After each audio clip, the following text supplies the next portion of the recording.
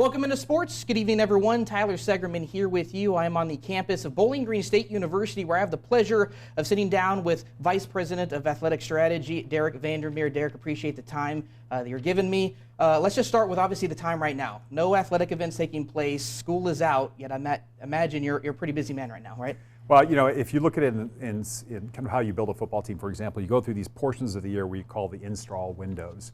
The install windows are where you kind of determine your fundamental values. You start to say, how are we strategically going to attack the next season? What are the pieces, the tools? How can we prepare? Because once a season starts, you're gasping for air because the pace is so rigorous. So this time of the year is a chance for us to really be thoughtful and really prepare for the monster of the seasons that are ahead. Because everything kind of comes together at once. You have football season start, then soccer season starts, and then before you at the same time, you have hockey that kicks off in October, you have basketball that kicks off in October, and those things come so quickly that if you don't do all the work in the summer, there's no way that you can keep up with the pace of what's going to be expected in the fall. So this is our chance. We're looking at staffing changes, who's coming in, adding, installing, making sure people clearly understand the mission, the vision of who and what we are, making sure that they understand how we're going to work together to achieve the big goals and objectives, and then laying out clearly defined strategies that everybody buys into and wants to be a part of as we head into the fall semester. Yeah, and this summer is even maybe most pivotal since you've been here, because there has been some turnover. What has that been like, and what is the vision moving forward with what you're looking to do? Well, I think, you know, one of the things that, reflecting on kind of what's our cornerstone value and how are we going to operate to support that mission first and foremost. At Bowling Green, I believe that we are very unique because we view athletics as purely functioning to support the success of the university. And all the success that we have, it's got to be defined in a space that helps to support the growth of the university. And we've had 3 straight years of this university having over 4,000 freshmen coming in. That's very unique in the state of Ohio, and even in higher education today, that rapid pace of growth, and how do we support that rapid pace of growth, and how are we fundamentally part of that student experience? At the same time as we're growing as a university, our student retention is rising as well. And so we believe that we're really part of that mission, and everything that we do in this department is critical to providing a student experience that students want to choose over and over again. Retention of students, and fundamentally, is built around how do they feel about their experience? Is this a place they want to continue with their education? And what we hear time and time again from our students in our community is that they love this community. They love the engagement. They love their experience and the opportunities as being a student here and that it affords. And so we find that our role is to enhance that experience time and time again. How do you make their experience critical? And when you would take care of the students at Bowling Green, our fans, our alumni really value that as well. I can't tell you over and over again, as we talk about like last fall, the big games where our student section was filled with students from all over the place. It was our fans that were talking more about how much they enjoyed the experience of being at our stadium because of watching the students and watching their engagement. Fundamentally, I mean, the growth of our band. This year we'll have what we believe is the largest marching band in the country, because we once again believe as we keep our students engaged, make them part of what we're building, both in athletics and in the university, we're very thoughtful about that experience and the positivity of that is going to further enhance the growth of the university. So the collaboration that we have at this campus is unmatched. I've never been on a campus where there's more working together and more thoughtful about how do we engage students in every aspect of development. Yeah, and you kind of beat me to my next question. You listed off all of the accomplishments this university has been able to put together in your short amount of time here. But you know, it's 4 years you've already been here at BG. Does it seem kind of surreal that it's already been 4 years for you? And what sticks out most about your time here so far? The growth of participation in what we're building. And I always say, it's like, you know, if you're going to focus on revenue and fundraising, for example, you can so focus on numbers. What you really forget about is the importance of growth of relationships with people. And so we're fundamentally really focused on that objective, is how do we grow relationships with our students? How do we grow relationships with the campus? How do our alumni feel about our engagement with them, our donors, our supporters, our business owners in the community? Do they see a tangible connection between how we're trying to win and their involvement, their participation in that? So how do you measure that? Well, quite simply, you can look at our total number of unique donors has grown exponentially. You can take a look at total number of student attendance at events is growing exponentially. One of the highest in the history of the school. Our attendance this last year, probably one of the highest attendance marks that we've achieved across our sports in probably the last 10 to 15 years. So engagement is growing, and I believe that fundamentally as you grow that community around your athletics program, that correlates directly with the success of your programs. When coaches understand the importance of relationships and they're building around those relationships, they're identifying individuals that help them solve the critical problems that are critical for the retention of students and the success of their program. So coaches that are community minded, that are focused on building relationships, are also the ones that are able to go further and achieve greater goals and objectives. So finding the groups of coaches that we have right here, and I really believe that we're one of the best coaching staffs across the board I've ever had, because they're the ones that are driving the mission. It's not coming from me. They are so community minded, so community focused, that they're driving that mission each and every day. Yeah, I want to go back to the game day experience for a second, because you talked about, for football, even basketball, attendance numbers were up, more students were at games. Why do you feel like you guys were able to get more people in the stands this past year? Well, I mean, first off, I think critical decision making around how we're growing the program and people identifying with the things that we're doing that are really important. What does that mean? Well, quite simply, I mean, like when you start to sit there and talk about a sense of community and identity and how this is a shared experience, and you bring in someone like Eddie George, who is an icon in the state of Ohio. Not only is he a great icon, but he's an amazing human being. He participates in the process of recruiting students, not just student athletes to campus. People see that and they connect with that. This is something that's approachable, you can engage with him, and he truly cares about the position and the growth of the university. People want to be around that mission, and they want to build around that mission. Punch the Cat is a story. I mean, I always say is that whatever, we're in an entertainment industry in athletics. The stories of the unique stories that we draw out and suss out and talk about really define our identity and culture of who and what we are. So communication and narrative building is something that we're really trying to work on intentionally. And the greatest story we have is our student athletes. I mean, really, truly, I mean, our student athletes have, have well over a 3.5 GPA. We were the top performing academic school in the Mid-American Conference. We're proud of the fact that we're recruiting people that choose to be at Bowling Green, but that are academically exceptional students and student athletes. And I think that part of how we're developing our program is relatable. And our fans and supporters relate to that. Our donors relate to that. Even in this crazy climate, of college sports, having something that's grounded in the values of higher education, and while we are merging and keeping pace with these changes, we're not changing who and what we are. We're Bowling Green. And that value system of community and that value system of developing outstanding people has not changed, has not shifted, and we're committed to it. Well, it certainly paid off. Let's shift to specific athletic events now, because I know one of the storylines coming over this offseason for football was the Battle of I-75. Yes. Past 2 years, I mean, you talked about game day experiences. That Saturday this past fall was unbelievable. Do you guys, I guess my first question is, do you guys as athletic directors, administrators, you guys get any say in when that game gets scheduled in terms of the MAC and what they decide? The unfortunate part about that game is it's a very popular game. So television has played a big part on when that game is landed. The one thing, as you can start to see, we are really trying to make that rivalry game, what I believe is the greatest rivalry game in this conference right now, is how do we keep that game on the weekends, as close to the weekend. We're looking at this Friday combination, trying to find opportunities to get it off of that midweek. Television is popular. We'll always work with ESPN. But I think we're getting to a point now where everybody sees the value of trying to pull it into a weekend just because of the fanfare in our communities. There's nothing like, I mean, literally you may have to close down 75 to move the fans between the two cities, which is awesome. Yeah, I mean, because originally when it came out, you guys were supposed to play on a Wednesday. The fact you guys got it moved to Friday, I mean, how big is that, being able to move a game like that? Well, I really appreciate our conference and ESPN working with us. They see the value of that game and its position. It's going to demand some creativity. I mean, the Friday after, I'm in. We're all in. I think we can make it a day-long celebration of our campus community and get more community people involved and fans from all over the region. Yeah, I know there were speculation, if it was on a Wednesday, maybe a second game would be played just so you guys can have it on a weekend and experience that, kind of everything that comes with that. I mean, is that something that would be a possibility, or is it mainly just focusing on that one game trying to get to the weekend? I'm very open with the playing an additional game. Mm-hmm. I think it's something we continue to explore the possibility of. And the reason why is as you start to see the changing landscape of how the Big Ten and the SEC and other conferences are starting to change their scheduling, Finding non-conference games is going to become more complicated and complex. We know that that is a valuable game. We know that people will attend and support that game. How can we elevate that game? Because I think that rivalry is very special. How many rivalries are located within 20 minutes of each other?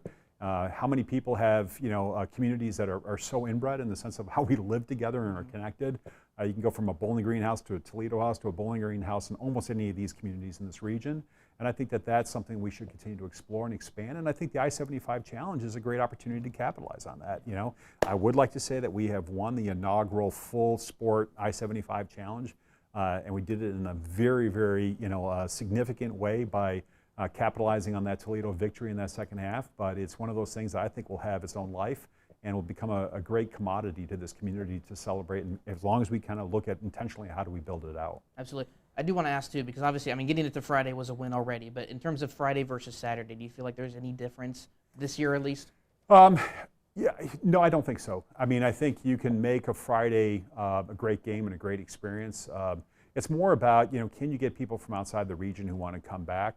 Obviously, to me, college football Saturday is something it's sacred for me, and I'd love to kind of keep everything as much as there, but I do see the value of the national exposure that those midweek games have given us. I think it's one of those things that's we've done pretty well with some of our midweek attendance in the last few years as well.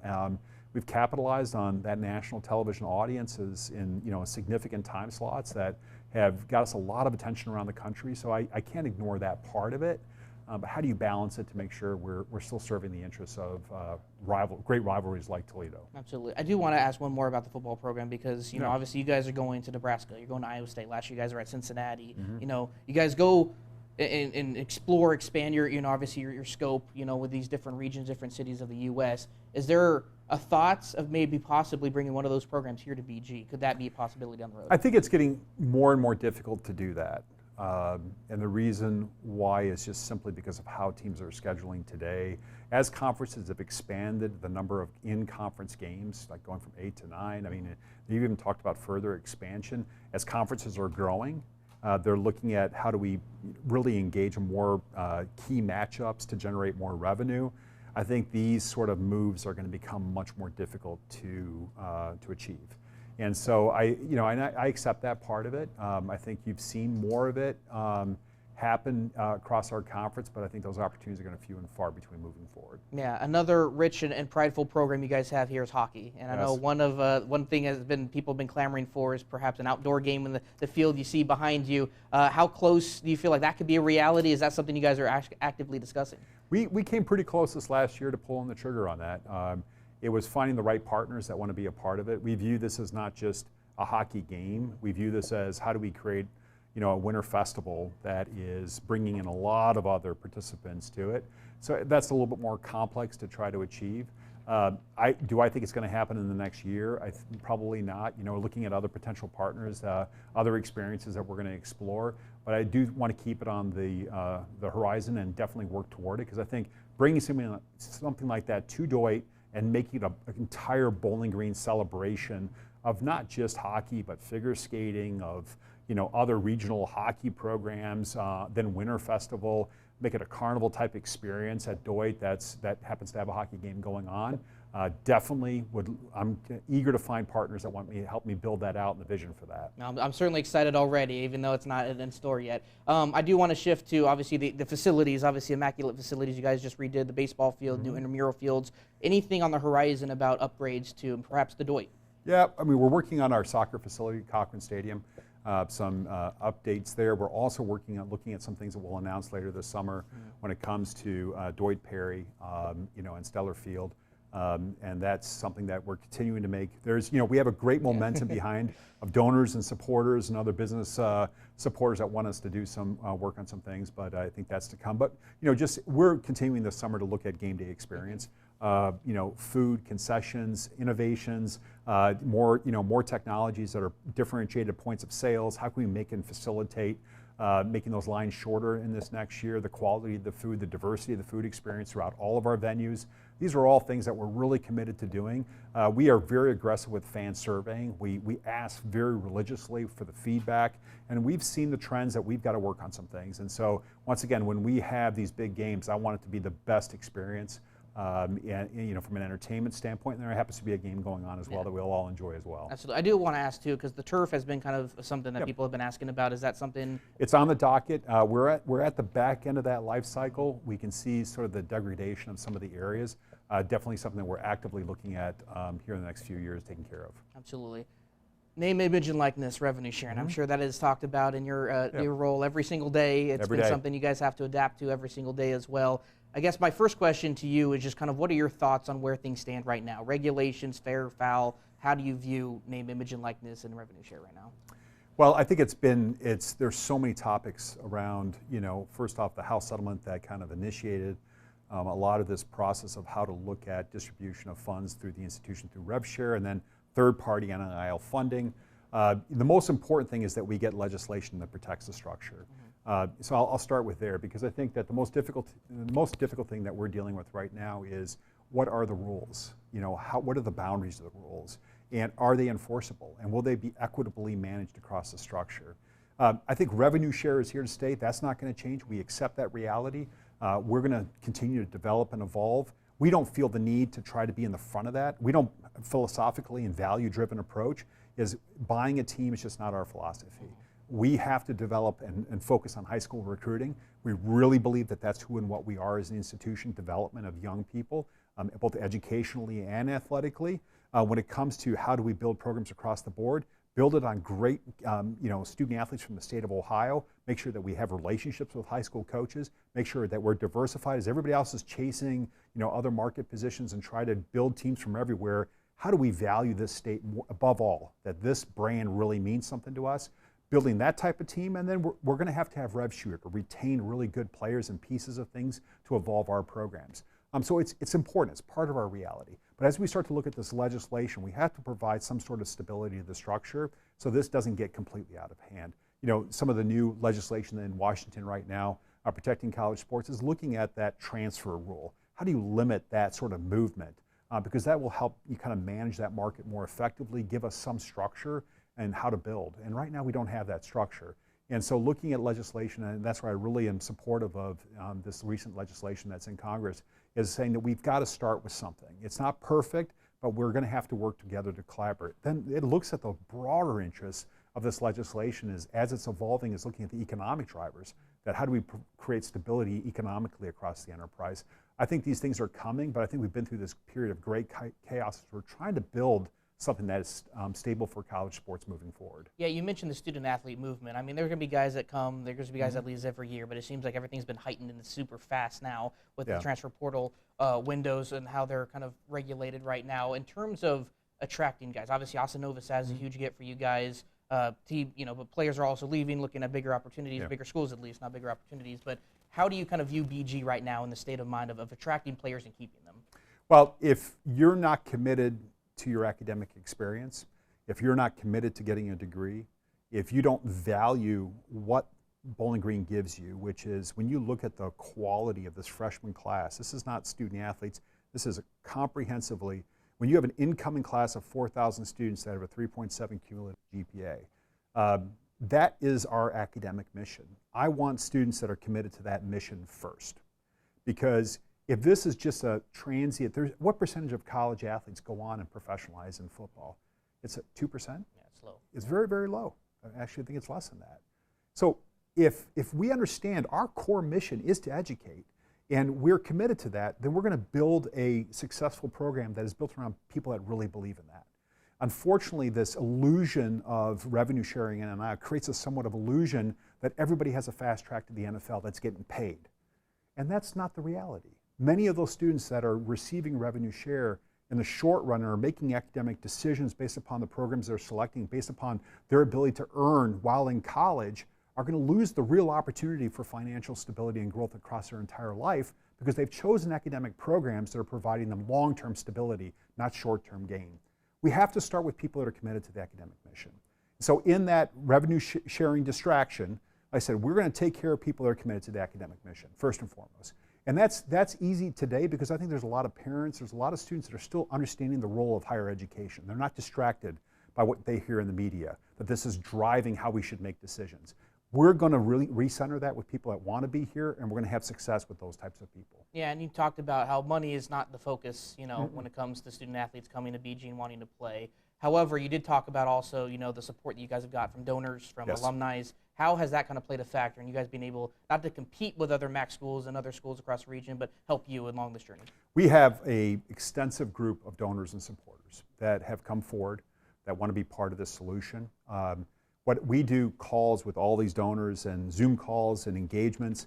The one thing that we reiterate is their support is we are not going to change, all they care, we do not change our commitment to our mission and the academic mission of Bowling Green. They're supportive, they want us to win, but not at the loss of that focus and commitment to the university and the mission first and foremost. So that we have had that, and it's been great to see people step forward that truly care. They want the success, but they want it done the right way. That's more important than anything. Absolutely. And one thing that could perhaps move the needle on this as well is the new eligibility rule that came out that was voted on yesterday by the NCAA. How do you feel about each student getting 5 years now, no matter what, as opposed to redshirting and things like that? Well, I think that creating logical boundaries is necessary. There's some challenges, especially like in a sport like hockey, where you have, junior hockey. Sometimes they tend to be participating in junior hockey longer, so you're pulling up people and a little bit older, and so that's going to stretch that 5-year clock and challenge us a little bit. But I think creating a uniform boundary is really, really important. I think we're going to have to make some sacrifices to accommodate it and implement it.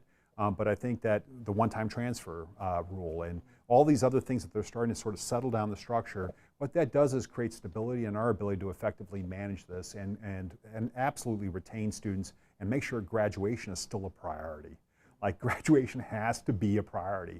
That's why we work in this business. We're not professional sports.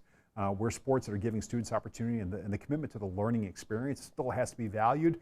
And when you create so many parameters where you have 27, 28-year-olds that continue to participate, it's just not feasible to sustain the structure with that sort of unlegislated environment. Yeah, and going back to the support that this community, this organization, this alumni base has given you guys, this university, I know one thing that you guys were very proud of was the BGSU One Day initiative that you guys put together this past school year.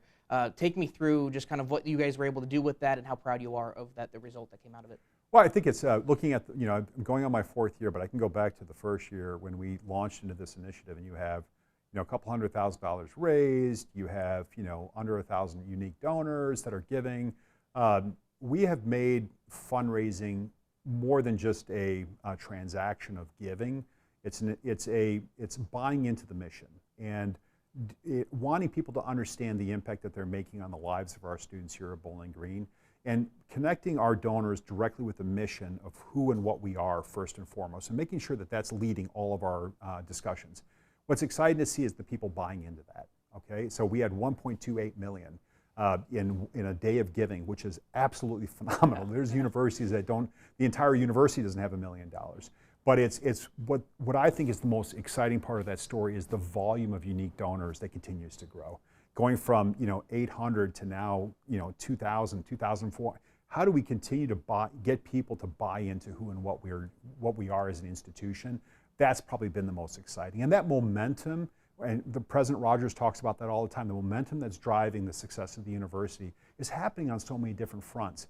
We feel a great sense of responsibility to be part of the momentum of the university. And our intentionality around building our contribution to that momentum is the success that we have in our programs, but also the people that we're hiring that are committed to the education of our student athletes. Yeah, and one thing that kind of stuck out to me when I first met you is you very much into the student body, engagement. You were doing the planking early on. I don't know if you still do that, but obviously Waffle Wednesday segment's now a thing. I shot you leading the student section, the alma mater. I mean, why was it so important for you early on to get with the students? Why was that a priority for you?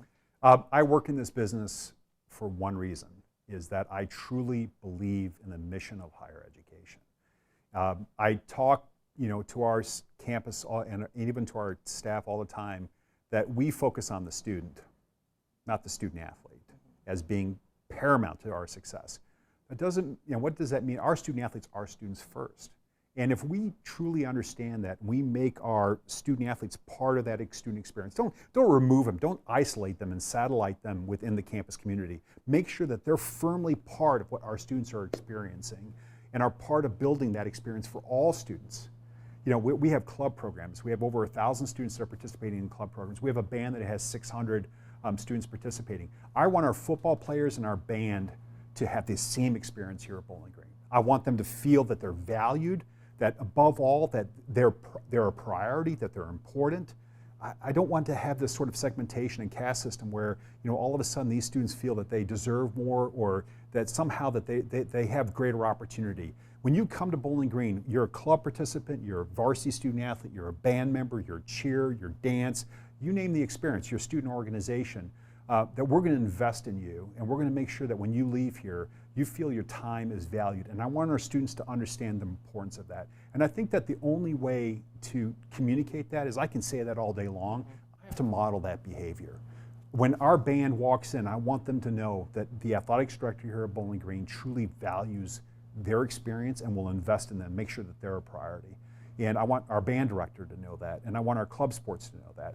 The sacrifices that we're going to make sure that we give them the opportunity to use our facilities and to practice and to use our equipment, and we're going to sacrifice because I want them to feel valued when they're a student here as well. Yeah, speaking with students on game days here with basketball, football, any sport, I mean, they appreciate you being out there and showing your face and being amongst them as well. Are you still doing the planking? I mean, is that? Oh no, that was just that was an opening move. It was, it was a pawn. You know, okay. we've like I said, from the standpoint of our Falcon fanatics, what I think is the growth of one of the greatest student sections is we're being very intentional in making sure that that experience is bleeding into a lot of other things that we're doing now. So it was a chance to start getting people involved, and we've grown into so many other opportunities where students know that they're valued, and above all else, that we're committed to their experience.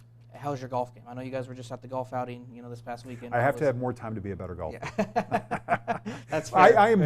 I am the best person on a golf course. You want me in your cart with you, we're going to have a great day. Yep. But my contributions will not be that great on the golf course. That's fair. So. That's fair. Let's wrap this up. Obviously, you know, you're getting ready for your 5th year, obviously 2026, 2027. You mentioned the momentum that you guys have created for yourselves, but also understanding there's more work to be done, you know, ever-changing landscape, that type of thing. What are you most excited about with this upcoming school year, what you guys can do? Well, I think that I'm really excited about our coaches and our staff. I really believe in the things that we're working on to expand the fan experience in-game, trying to create a really unique experience that differentiates us. I'm excited by when I talk to people that are eager to come back and be a part of what's happening in hockey. You know, for example, like, you know, we're going to do October 3rd, we play Michigan here. We're going to do a huge fan festival outside of hockey to kick off the hockey season, something unique and different. We want people to know in our community that hockey is a really important part of who and what we are. And so we're looking at ways to differentiate ourselves that kind of gets fans more engaged earlier. And so those are things that we're going to be doing across all of our different sports.